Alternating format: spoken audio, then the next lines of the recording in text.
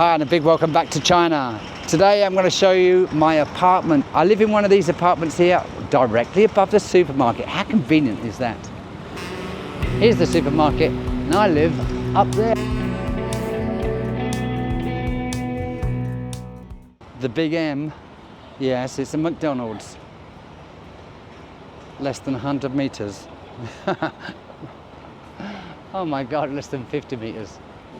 We always see videos of YouTubers living in China, or well, traveling in China, but how do they live? Well, I'm now living very different to what I was just 2 weeks ago. 2 weeks ago, I was living in a university, and I did do a video about that. It was a wonderful place, but I couldn't stay there because it wasn't good for my driving license or visa for a permanent address. I won't go into the details of that, but it wasn't good for that. So anyway, I wanted to get out of that environment, and I found this wonderful apartment here. And in this area here, to my left and right, there's shops, hairdressers, cafes, lots of cafes. And there's one here called Zhaoqing. And over the past week, I visited them several times.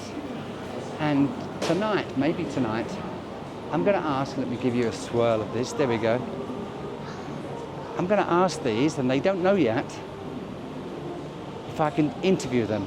Wonderful bunch of people, 2 young ladies own it, got a great bunch of friends, and maybe one day I'm going to do a painting on one of those walls. They look a bit shabby at the moment.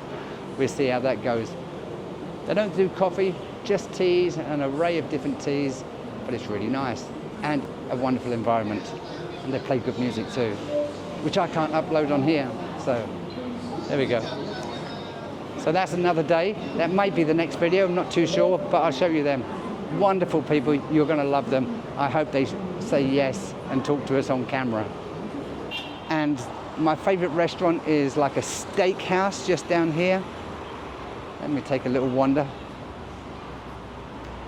I eat here about 3, maybe 4 times a week because I don't, at the moment, although I do cook, I don't have the facilities to do vegetables, but I don't have the facilities to boil water and cook vegetables. I don't want to do it in the kettle. I do eggs in the kettle, but not broccoli, carrots and things like that. So I go to this restaurant and it really isn't that much. $5 for a large bowl of broccoli covered in a cheese sauce.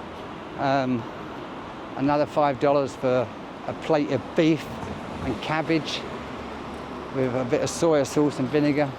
Oh my God. Hey, hi. Hello. Oh, hello. Hi. You get a different reception back there in the UK and in America. Hey, I didn't say you could film me. In China, no one's camera shy. Very nice. That makes living in another country very, very appealing when people are friendly and not abusive. Yeah, but there we go. That's life, yeah, in the Western world. This is life in China. There are some downsides, and I won't put those downsides in this video. I'll do another video about the downsides of Chinese culture. But here we go. This is my favorite restaurant. Steak Factory it's called, and maybe one day I'll do a video of the staff, etc. inside, but I love it. So I eat here about 4 days a week, being rather lazy. There we go.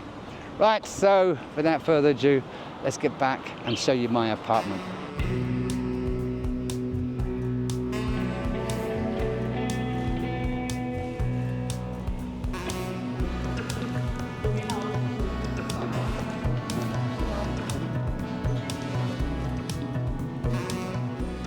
So this wardrobe here has no doors. I'm actually a fan of a wardrobe with no doors because 1, it gets fresh air to all the clothes. 2, I can see all the clothes that I've got. And you know what it's like. put it in, shut the doors, can't see it until next time, and then next time you buy something, oh my God, I've got too much stuff, and you never sort your stuff out. But because I travel so much, I want to see exactly what I've got most of the time. All my camping equipment, which I will be using very soon.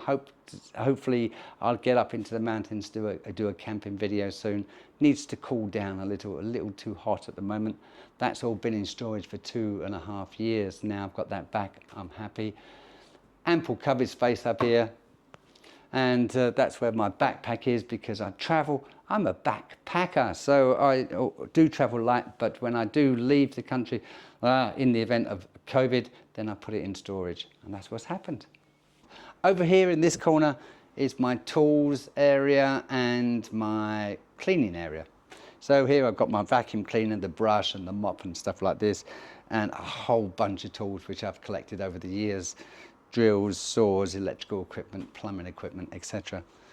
I'm into that DIY, and I'll probably do a DIY video at a later date. Right, so the size of this room. It's 4.5 meters wide by 7 meters long.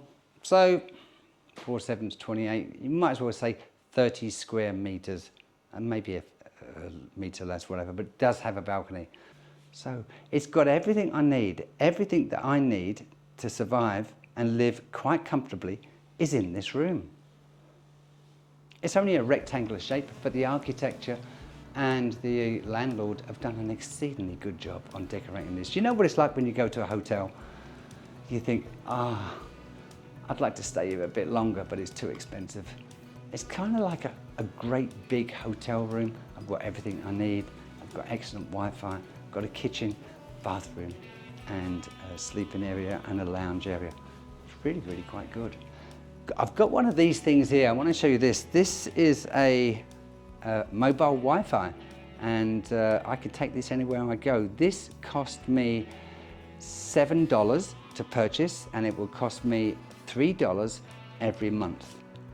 It's got 3,000 something or other. I don't know if that's gigabytes, whatever. I've used 272 in 2 weeks, so I've got loads left. It's very fast, and that's what I use for my Wi-Fi and editing and VPN, etc. So don't want to promote them, but I've got to. Really good, much cheaper. So back in the UK, you pay a couple of £100 a month. Sorry, a couple of £100 a year, I think. Tell me what it's like in America. I've got no idea how much it is to have a 24-hour Wi-Fi. Wow, very cheap. Yeah, and obviously with that, using a HDMI lead, I've got the laptop wired up to the TV here, and I just simply use the larger screen using an external keyboard and mouse, so it's better for my eyes. So here's a queen-size double bed. It's more than ample for me. Mattress is a little hard, a very Chinese mattress, but I'm used to it and I like it actually. I don't like these soft mattresses are really comfortable to lay in for 30 minutes or an hour. Any longer, I get up with a bad back. An age thing, I think. I don't know. So the living room area.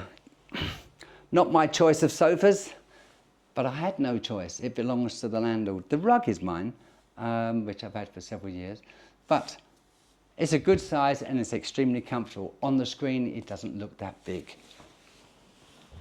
Look at that. Okay, and I'm 5'10", so that's a good size. So the cost of living in an apartment this size, this particular apartment is costing me 1,500 RMB. I'm guessing a month, that is. I'm guessing that's about $200 US dollars a month, 180 English pounds a month. That includes management fees. I have to pay the electric and the water bills, which is obvious. So there we go. 200 US dollars for a place like this with a wonderful view. It is a good view. There is a management team that look after the outside, the corridors, the lifts, maintenance, the entrance and exits. You have a little card, and that's about it. So it's the first time I've lived in accommodation like this in China. I'm very happy with it. In many ways, it's better than an apartment. If you're on your own, a 2 or even 3 bedroom apartment is an absolute waste of space. You'll have white walls and the plaster will come off during the winter periods. You'll have a very old-fashioned tiled floor, and that's constantly slippery. The slightest piece of water on the tile floor, and some of the tiles might even move because they haven't been maintained.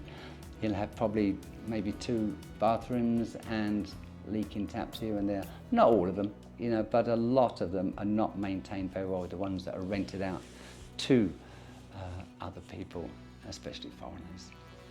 So with that, I'm going to say thank you very much for watching, and take care, all the very best until my next video. Bye-bye.